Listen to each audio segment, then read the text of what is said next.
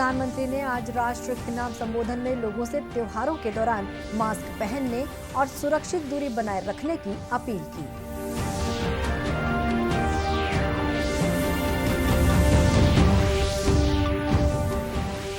केंद्रीय मंत्रिमंडल की आर्थिक मामलों की समिति ने गति शक्ति नेशनल मास्टर प्लान को दी मंजूरी।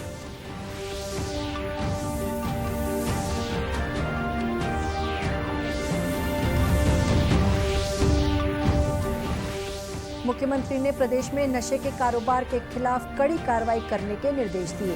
कहा, भ्रामक समाचार फैलाने वालों के खिलाफ उठाए जाएं कड़े कदम।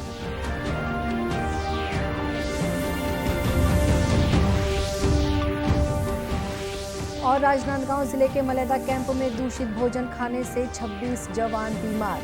मुख्यमंत्री ने बेहतर इलाज व्यवस्था सुनिश्चित करने के निर्देश दिए।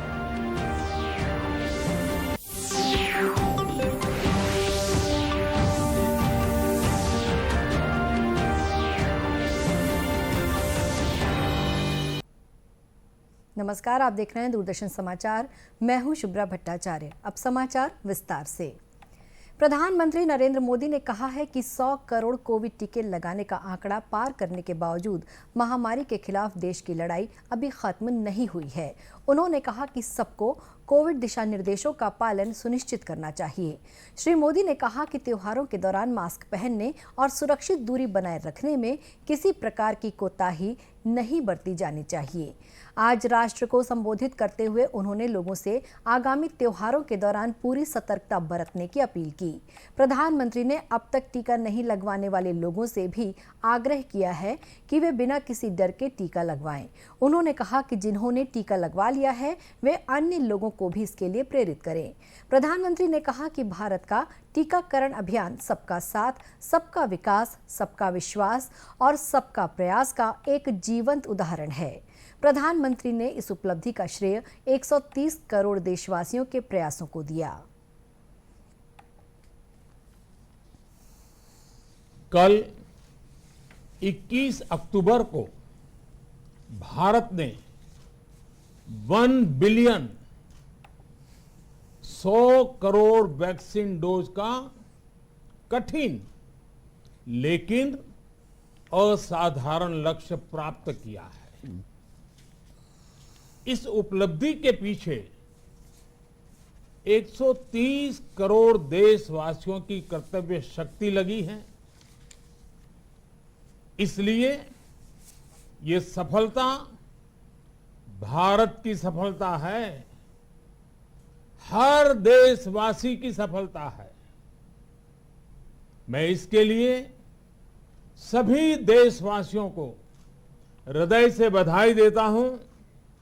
साथियों, 100 करोड़ वैक्सीन डोज ये केवल एक आंकड़ा नहीं है, ये देश के सामर्थ्य का प्रतिबिंब है। श्री मोदी ने कहा कि 100 करोड़ वैक्सीन केवल एक संख्या नहीं है, बल्कि ये एक राष्ट्र के रूप में देश की क्षमता को भी दर्शाता है। उन्होंने कहा कि भारत ने एक मुश्किल और असाधारण लक्ष्य को सफलतापूर्वक हासिल किया है। की रचना है, ये उस नए भारत की तस्वीर है जो कठिन लक्ष्य निर्धारित कर उन्हें हासिल करना जानता है। ये उस नए भारत की तस्वीर है जो अपने संकल्पों की सिद्धि के लिए परिश्रम की पराकाष्ठा करता है। श्री मोदी ने कहा कि टीकों के विकास और अनुसंधान के लिए दुनिया हमेशा विकसित देशों पर निर्भर रही है, लेकिन इस महामारी के दौरान भारत ने साबित कर दिया कि वो किसी भी तरह से उनसे पीछे नहीं है। केंद्रीय मंत्रिमंडल के आर्थिक मामलों की समिति ने गति शक्ति नेशनल मास्टर प्लान को मंजूरी दे दी है। इसमें मल्टी मॉडल कनेक्टिविटी उपलब्ध कराने की सुविधा मिलेगी। इसमें कार्यान्वयन, निगरानी और सहायक तंत्र के लिए संस्थागत कार्य संरचना शामिल है। प्रधानमंत्री नरेंद्र मोदी ने इसका शुभारंभ इस महीने की 13 तारीख को किया था। केंद्रीय सूचना और प्रसारण मंत्री अनुराग ठाकुर ने बताया कि गतिशक्ति मास्टर प्लान के कार्यान्वयन ढांचे में सचिवों का अधिकार प्राप्त समूह, नेटवर्क नियोजन समूह और आवश्यक तकनीकी क्षमता के साथ तकनीकी सहायता इकाई शामिल है। अधिकार प्राप्त सचिवों के समूह का प्रमुख कैबिनेट सचिव होगा और इसमें सदस्य के रूप में 18 मंत्रालयों के सचिव होंगे। इसमें क्षमता सुनिश्चित करने के लिए प्रधानमंत्री जनशक्ति की समीक्षा और कार्यान्वयन की निगरानी की जिम्मेदारी सचिवों के अधिकार प्राप्त समूह को दी गई है। इसे नेशनल मास्टर प्लान में किसी प्रकार के संशोधन के लिए मानक और कार्य संरचना निर्धारित करने का अधिकार भी दिया गया है। सचिवों का अधिकार प्राप्त समूह विभिन्न गतिविधियों में समन्वय के लिए प्रक्रिया और नियत संरचना का निर्धारण भी करेगा। यह सुनिश्चित करेगा कि बुनियादी ढांचा विकास संबंधी विभिन्न पहल सामान्य एकीकृत डिजिटल प्लेटफॉर्म का हिस्सा हों। ये समूह इस्पात, कोयला और उर्वरक जैसे विभिन्न मंत्रालयों की आवश्यकता के अनुरूप बड़ी मात्रा में माल की सुचारू रूप से ढुलाई संबंधी मांग को पूरा करने के उपायों पर गौर करेगा। मंत्रिमंडलीय समिति ने संबंधित बुनियादी ढांचा मंत्रालयों के नेटवर्क नियोजन प्रकोष्ठ के प्रमुखों वाले नेटवर्क नियोजन समूह के लिए संदर्भ की शर्तों, संयोजन और गठन को भी स्वीकृति दे दी है।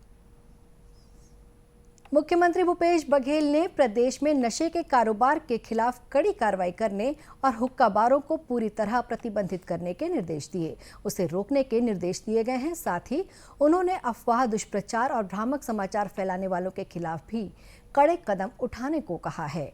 मुख्यमंत्री की अध्यक्षता में आज रायपुर स्थित न्यू सर्किट हाउस ऑडिटोरियम में पुलिस अधीक्षकों और पुलिस महानिरीक्षकों की कॉन्फ्रेंस हो रही है। मुख्यमंत्री ने अधिकारियों से कहा कि इस बात का ध्यान रखा जाए कि दूसरे राज्यों से किसी भी तरह छत्तीसगढ़ में नशीले पदार्थ न लाए जा सकें। इसके अलावा श्री बघेल ने ये भी कहा कि राज्य में छोटी छोटी घटनाओं को सांप्रदायिक और अराजक तत्व बड़ा रूप देने की कोशिश कर रहे हैं।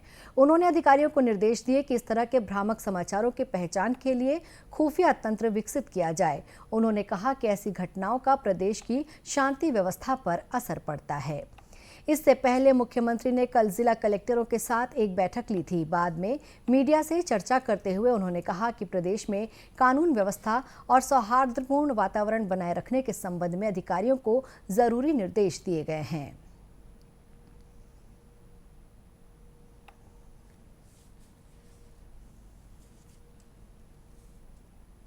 शांति की स्थापना नहीं होगी, आप विकास कार्य नहीं कर पाएंगे। तो सबसे ज़्यादा जरूरी है कानून व्यवस्था बनाए रखना और हर स्थिति में यहाँ सौहार्दपूर्ण वातावरण बने रहे।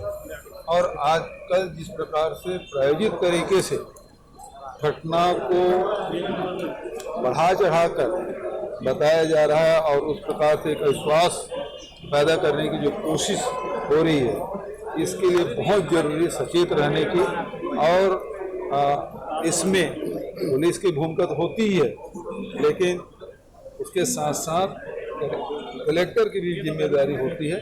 उस कानून व्यवस्था बनाए रखने में उनकी भी अहम जिम्मेदारी होती है। कानून व्यवस्था सबसे ऊपर है, उसके बाद सारे निर्माण एजेंसियां हैं, सारे विभाग हैं, उन सबके कार्य। आज हुई बैठक में मुख्यमंत्री ने जिला कलेक्टरों और पुलिस अधीक्षकों के बीच आपसी तालमेल से चिटफंड कंपनियों की अन्य संपत्तियों की पहचान कर उन्हें तत्काल कुर्क करने के आदेश दिए। साथ ही उन्होंने चिटफंड कंपनियों के फरार डायरेक्टरों और अन्य पदाधिकारियों को तत्काल गिरफ्तार करने को कहा। राष्ट्रव्यापी टीकाकरण अभियान के तहत अब तक 100 करोड़ 59 लाख से अधिक कोविड टीके लगाए जा चुके हैं। स्वास्थ्य मंत्रालय ने बताया है कि कल 61 लाख 27 हजार से अधिक लोगों का टीकाकरण हुआ। इसी दौरान 15,000 से अधिक नए कोरोना मामलों की पुष्टि भी हुई। वर्तमान में 1,75,745 रोगियों का इलाज चल रहा है। संक्रमण की दर 0.51% रह गई है। केंद्रीय मंत्रालय ने बताया है कि स्वस्थ होने की दर 98.16% हो गई है। पिछले 24 घंटों के दौरान 18,000 मरीज स्वस्थ हुए। अब तक 3,35,14,449 रोगी ठीक हो चुके हैं। कल 231 लोगों की मृत्यु के बाद इस संक्रमण से अब तक 4,53,042 लोगों की मौत हो चुकी है। इधर छत्तीसगढ़ में भी कोरोना वैक्सीन का पहला टीका लगवाने वालों की संख्या 1.5 करोड़ को पार कर गई है, जबकि 66,08,000 से अधिक नागरिकों को दोनों टीके लगाए जा चुके हैं। पॉजिटिविटी दर 0.17% रह गई है। कल प्रदेश भर में 22,000 से अधिक नमूनों की जांच की गई, जिनमें से 38 पॉजिटिव प्रकरण मिले। राज्य के 18 जिलों में कल कोरोना संक्रमण का एक भी मामला नहीं मिला। इस समय राज्य में 206 मरीजों का इलाज विभिन्न अस्पतालों या होम आइसोलेशन में चल रहा है। प्रदेश में कल कोरोना संक्रमण से एक व्यक्ति की मृत्यु हुई। बायोफ्यूल के क्षेत्र में किए जा रहे उल्लेखनीय कार्य के लिए छत्तीसगढ़ को Indian federation of green energy द्वारा इंडिया ग्रीन एनर्जी अवार्ड से नवाजा गया है। ये अवार्ड बायोफ्यूल के outstanding renewable energy generation project category में प्रदान किया गया है। नई दिल्ली में पिछले दिनों आयोजित कार्यक्रम में केंद्रीय सड़क और परिवहन मंत्री नितिन गडकरी और केंद्रीय नवीन तथा नवीकरणीय ऊर्जा राज्य मंत्री भगवंत खुबा ने Chhattisgarh biofuel development authority CBDA Raipur के मुख्य कार्यपालन अधिकारी सुमित सरकार को ये अवार्ड प्रदान किया। कार्यक्रम के मुख्य अतिथि श्री गडकरी ने कृषि उत्पाद से बायोफ्यूल उत्पादन के क्षेत्र में किए जा रहे कार्यों की सराहना की और भविष्य में बायोफ्यूल का महत्व बताते हुए कहा कि वर्तमान परिस्थितियों को देखते हुए अन्नदाता को ऊर्जादाता बनना जरूरी है। वहीं मुख्यमंत्री भूपेश बघेल ने भी छत्तीसगढ़ बायोफ्यूल डेवलपमेंट अथॉरिटी को पुरस्कार प्राप्त करने पर बधाई और शुभकामनाएं दी हैं। उल्लेखनीय है कि छत्तीसगढ़ सरकार ऊर्जा के परंपरागत स्रोतों पर निर्भरता कम करने के लिए अपरंपरागत ऊर्जा के नवीन विकल्पों को प्रोत्साहित कर रही है। इस दिशा में छत्तीसगढ़ बायोफ्यूल डेवलपमेंट अथॉरिटी द्वारा राज्य में बायोफ्यूल के क्षेत्र में अधिशेष अनाज से एथेनॉल उत्पादन संयंत्र की स्थापना, बायोजेट एविएशन फ्यूल के निर्माण में सहयोग और जैव ईंधन के क्षेत्र में अनुसंधान कार्य जैसे उल्लेखनीय काम किए जा रहे हैं। राजनांदगांव जिले में नक्सल मोर्चे पर तैनात भारत तिब्बत सीमा पुलिस बल के 26 जवान बीमार हो गए हैं। उम्मीद जताई जा रही है कि दूषित भोजन के सेवन के बाद ये जवान बीमार हुए हैं। फिलहाल सभी जवानों की हालत खतरे से बाहर है। इस बीच मुख्यमंत्री भूपेश बघेल ने जिला कलेक्टर और पुलिस अधीक्षकों को इन बीमार जवानों के लिए बेहतर इलाज की व्यवस्था सुनिश्चित करने के निर्देश दिए हैं। इस मामले को लेकर राजनांदगांव के मुख्य स्वास्थ्य और चिकित्सा अधिकारी डॉक्टर मिथिलेश चौधरी ने बताया कि सभी जवानों का उपचार खैरागढ़ अस्पताल में किया जा रहा है। उन्होंने बताया कि इस घटना के सभी पहलुओं की जांच की जा रही है।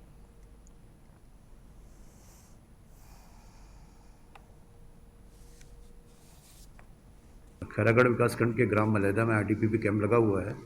वहाँ से कल डायरिया वॉमिटिंग कंप्लेन से 21 जवान रात को खैरागढ़ सिविल अस्पताल में एडमिट हुए। आज सुबह 5 जवान और एडमिट हुए हैं और वहाँ पर मलेदा ITBP कैंप में स्वास्थ्य विभाग की टीम भी है जो लोगों की जांच कर रही है। जो जानकारी मिली है वो उससे पता चलता है कि ये फूड पॉइजनिंग की संभावना ज़्यादा है। परसों रात को जवानों द्वारा बताया गया है कि नॉनवेज का सेवन किया गया था और कल से उनकी तबीयत बिगड़ी है, तो ज़्यादा संभावना फूड पॉइजनिंग की है। लेकिन वाटर की जांच, पानी पेयजल की जांच और अन्य पहलुओं में भी जांच की जा रही है। उल्लेखनीय है कि राजनांदगांव जिले के मलेदा कैंप के मेस में भोजन का सेवन करने के बाद ये जवान बीमार हुए। पुलिस शहीद स्मृति दिवस के मौके पर कल छत्तीसगढ़ के सभी जिला मुख्यालयों में शहीद जवानों को श्रद्धांजलि देने के लिए कार्यक्रमों का आयोजन किया गया। ये दिवस देश के लिए अपने प्राणों की आहुति देने वाले वीर शहीदों की याद में मनाया जाता है। इस मौके पर जशपुर के अमर जवान स्मारक स्थल में शहीद दिवस परेड का आयोजन किया गया। जशपुर पुलिस अधीक्षक विजय अग्रवाल ने देश में अपने कर्तव्य के दौरान शहीद हुए 377 पुलिसकर्मियों और अधिकारियों के नाम का वाचन किया। मीडिया से चर्चा करते हुए श्री अग्रवाल ने पुलिस शहीद स्मृति दिवस के बारे में जानकारी दी।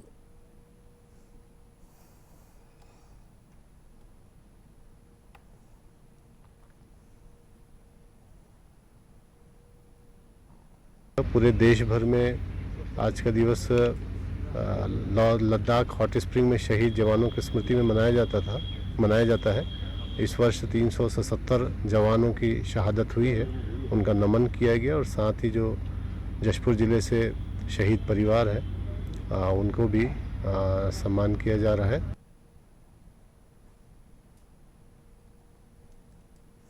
इसी तरह कवर्धा के पुरानी पुलिस लाइन में स्थित शहीद स्मारक पर भी आयोजित समारोह में शहीदों को श्रद्धांजलि अर्पित की गई। पुलिस कप्तान मोहित गर्ग ने कहा कि इन वीरों का बलिदान भारतीय पुलिस के कार्यों की उच्चतम परंपराओं का प्रतीक है। इस मौके पर वीर शहीद जवानों को सलामी दी गई तथा शहीदों के परिजनों को सम्मानित किया गया। कोरबा में भी पुलिस स्मृति दिवस के अवसर पर शहीद जवानों को याद किया गया। पुलिस अधीक्षक कार्यालय में बने शहीद स्मारक में पुलिस के अधिकारी और जनप्रतिनिधियों सहित शहीद पुलिस जवानों के परिजनों ने पुष्प अर्पित कर शहीद जवानों को श्रद्धांजलि दी। कोरबा पुलिस अधीक्षक भोजराम पटेल ने बताया कि पुलिस विभाग में आज के इस दिवस का विशेष महत्व है। आज के दिन पूरे देश में शहीद हुए पुलिस जवानों को याद कर उन्हें श्रद्धा सुमन अर्पित किए जाते हैं। इसी के साथ ये समाचार बुलेटिन यही समाप्त हुआ। नमस्कार।